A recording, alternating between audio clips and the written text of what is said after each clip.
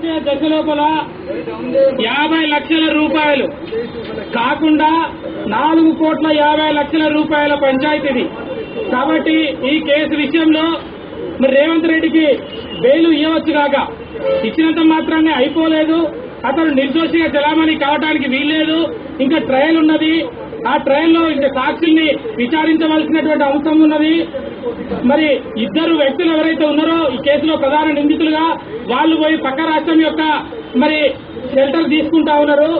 మరి పక్క రాష్ట్ర ప్రభుత్వం యొక్క పాత్ర ఏంది, ఆ ప్రభుత్వం ఏసీబీకి మరి వాళ్ళని ముందుకు తీసుకొస్తుందా తీసుకురాదా ఇత్యాది అంశాలన్నీ కూడా పెండింగ్ లో ఉన్నాయి. కాబట్టి మరి వెంటనే తెలంగాణ ఏసీబీ ఈ లక్షల కోట్ల రూపాయల ఇన్వాల్వ్ అయినటువంటి కేసులో బెయిల్ ఏదైతే వచ్చిందో ఆ బెయిల్ ని ఛాలెంజ్ చేస్తూ త్వరలోనే సుప్రీంకోర్టులో ఆ బెయిల్ రద్దుకి తెలంగాణ ఏసీబీ పిటిషన్ ఫైల్ చేయడానికి ముందుకు పోతా ఉన్నాం. ఏదేమైనా దొంగలు దొంగలుగా తేలేంత వరకు, దోషులు దోషులుగా తేలేంత వరకు తెలంగాణ ఏసీబీ తన విచారణని నిష్పక్షపాతంగా ముందుకు తీసుకుపోతుందని చెప్పేసి తెలంగాణ ప్రభుత్వం గాని ఇతర సంస్థలు గాని మరి తప్పకుండా ఈ కేసులో దోషుల్ని నిలబెట్టే వరకు కూడా కేసుని ముందుకు తీసుకుపోతామని చెప్పి ఈ హైకోర్టులో బెయిల్ వచ్చినంత మాత్రం అయిపోలేదు. సుప్రీంకోర్టులో కూడా న్యాయం జరిగేంత వరకు కూడా మేము పోరాటం చేస్తాం. తెలంగాణ అడ్వకేట్ జేఏసీగా కూడా మేము ఈ పోరాటాన్ని కొనసాగించడానికి సిద్ధంగా ఉన్నాం.